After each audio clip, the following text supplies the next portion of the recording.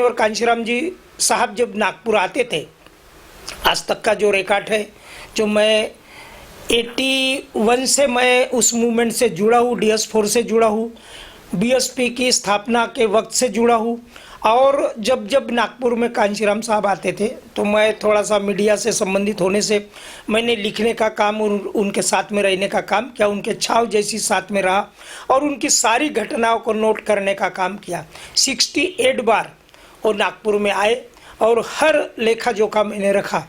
मैंने एक घटना में वो जानकारी देना चाहता हूँ कि 2002 की बात है, 1999 की बात है कि जब बगैर पानी पिए हुए सुबह जब ये असेंबली के जो चुनाव थे और उनका प्लेन से यानी हेलीकॉप्टर से दौरा था, लेकिन हेलीकॉप्टर का दौरा कैंसिल हुआ, वो नहीं जम पाया, इसलिए उन्होंने बाय रोड छोटे कार से ही दौरा किया।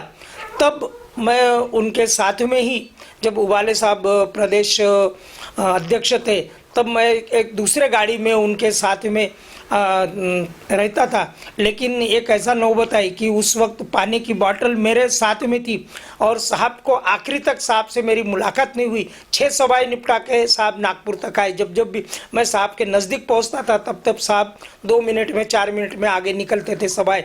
तो साथियों, बगैर पानी पिए हुए उन्होंने वो संगठन बढ़ाया। एक नागपुर की और एक घटना है, 30 मार्च जब बहुजन नायक का 20वां वर्धापन दिन था, 2002 की बात है। तो 6 सभाएं नागपुर में साहब ने लेने का काम किया।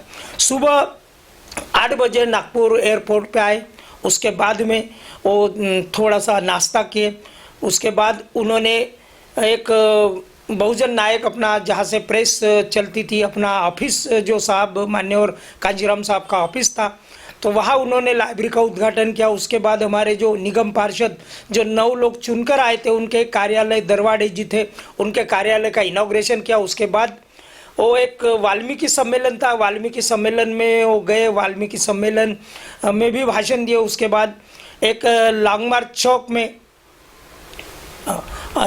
चौक में उन्होंने एक कार्यालय का उद्घाटन किया और जो 9 निगम पार्षद थे, निगम पार्षद का सम्मान और सत्कार करने का काम किया। उसके बाद में उन्होंने बहुजन नायक के सभा का भाषण दिया और उसके बाद में रात को 2 बजे तक, 1:30 से 2 बजे तक यहाँ के एक बड़े अफसर है, उनके यहाँ खाने का प्रोग्राम था, वहाँ गए। तो साथियों, मैं ये घटना इसलिए बताना चाहता कि 60 साल का इंसान जब वो पैटिया दिल्ली से जब नागपुर के लिए रवाना होता है प्लेन से, तो 5 बजे उठता है और ये सारी दिन भरे की जो सारी कसरत करके रात को 3 बजे सोता है।